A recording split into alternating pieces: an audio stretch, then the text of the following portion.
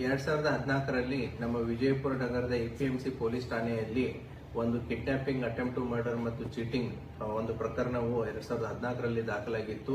ಆ ಪ್ರಕರಣದಲ್ಲಿ ಸಂಪತ್ ಕುಮಾರ್ ಸಿದ್ದನಗೌಡ ಪಾಟೀಲ್ 31 ವರ್ಷ, ಬಾಗಲಕೋಟೆ ಜಿಲ್ಲೆ ಹುಣಗುಂದ ತಾಲೂಕಿನವನು. ಈತ ಡಿಎಸ್ಪಿ ಇರಾನಿ ಅಂತಂತೇಳಿ ಪೊಲೀಸ್ ಇಲಾಖೆಯಲ್ಲಿ PSI ಮತ್ತೆ ಪೊಲೀಸ್ ಕಾನ್ಸ್ಟೇಬಲ್ ನೌಕರಿಯನ್ನು ಮಾಡಿಸ್ಕೊಡ್ತೀನಿ ಅಂತ ಹೇಳಿ ನಮ್ಮ ವಿಠಲ್ ಛಾಯಾಗೋಳ ಅನ್ನುವಂತ ಕಾಕಂಡ್ಕಿ ಹಳ್ಳಿಯವನು ಆತನ ಕಡೆಯಿಂದ ದುಡ್ಡನ್ನ ತಗೊಂಡಿರ್ತಾನೆ. ದುಡ್ಡನ್ನ ಕೇಳಿದಾಗ ಕಿಡ್ನಾಪ್ ಮಾಡಿಬಿಟ್ಟು ಆತನನ್ನ ಕೊಲೆ ಮಾಡುವ ಒಂದು ಪ್ರಯತ್ನವನ್ನು ಕೂಡ ಮಾಡಿರ್ತಾನೆ. ಆ ಹಿನ್ನೆಲೆಯಲ್ಲಿ ಪ್ರಕರಣ ದಾಖಲಾಗಿ ಈತ ಬಂಧಿತನಾಗಿ ಮಾನ್ಯ ನ್ಯಾಯಾಲಯದಲ್ಲಿ ಚಾರ್ಜ್ ಶೀಟ್ ಸಬ್ಮಿಟ್ ಆಗಿರುತ್ತೆ.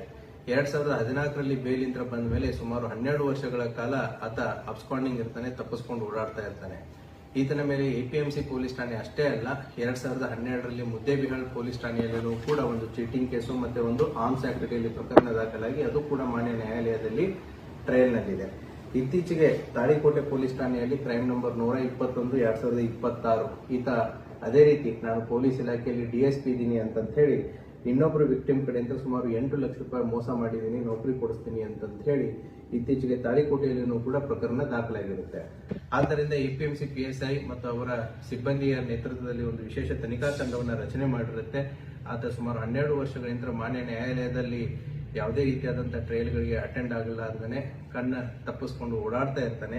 ಇತ್ತೀಚೆಗೆ ನಮ್ಮ ತನಿಖಾ ತಂಡ ಆತನ ಇರುವಿಕೆಯನ್ನ ಪತ್ತೆ ಮಾಡಿ ಈಗ ಮಾನ್ಯ ನ್ಯಾಯಾಲಯಕ್ಕೆ ಆತನನ್ನ ಬಂಧಿಸಿ ಕೊಟ್ಟಿದ್ದಾರೆ. ಪೊಲೀಸ್ ಪ್ರಕರಣ ಹಲವಾರು ಪ್ರಕರಣಗಳಿರುವಂತಹ ಈತ ಆರೋಪಿ ಮುಗ್ಧ ಯುವಕರನ್ನ ಪೊಲೀಸ್ ಇಲಾಖೆ ಆಗಿರ್ಬೋದು ಅಥವಾ ಇನ್ನಿತರ ಇಲಾಖೆಗಳಲ್ಲಿ ನೌಕರಿ ಕೊಡಿಸ್ತೀನಿ ಅಂತ ಹೇಳಿ ಒಂದು ಫೇಕ್ ಖಾಕಿ DSP ಅನ್ನೋ ರೀತಿಯಲ್ಲಿ ಹೇಳ್ಕೊಂಡು ಹಲವಾರು ಜನರಿಗೆ ಮೋಸ ಮಾಡೋದು ಕೂಡ ಕಂಡು ಬಂದಿರುತ್ತೆ. ಆತನ ವಿರುದ್ಧ ಉಳಿದಂತ ಪ್ರಕರಣಗಳಲ್ಲಿಯೂ ಕೂಡ ತನಿಖೆ ಮುಂದುವರಿತಾ ಇದೆ.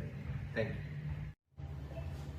2014ರಲ್ಲಿ ನಮ್ಮ ವಿಜಯಪುರ ನಗರದ ಎಪಿಎಂಸಿ ಪೊಲೀಸ್ ಠಾಣೆಯಲ್ಲಿ ಒಂದು ಕಿಡ್ನಾಪಿಂಗ್, ಅಟೆಂಪ್ಟ್ ಟು ಮರ್ಡರ್ ಮತ್ತು ಚೀಟಿಂಗ್ ಒಂದು ಪ್ರಕರಣವು 2014ರಲ್ಲಿ ದಾಖಲಾಗಿತ್ತು.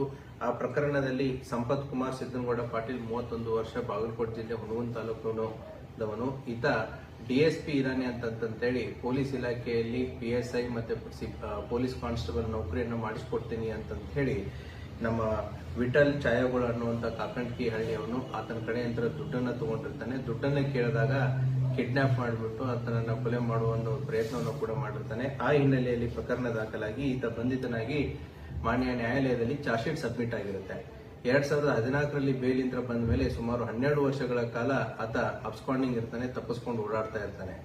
ಈತನ ಮೇಲೆ ಎಪಿಎಂಸಿ ಪೊಲೀಸ್ ಠಾಣೆ ಅಷ್ಟೇ ಅಲ್ಲ, 2012ರಲ್ಲಿ ಮುದ್ದೇಬಿಹಾಳ್ ಪೊಲೀಸ್ ಠಾಣೆಯಲ್ಲೂ ಕೂಡ ಒಂದು ಚೀಟಿಂಗ್ ಕೇಸು ಮತ್ತೆ ಒಂದು ಆರ್ಮ್ಸ್ ಆಕ್ಟ್ ಅಡಿಯಲ್ಲಿ ಪ್ರಕರಣ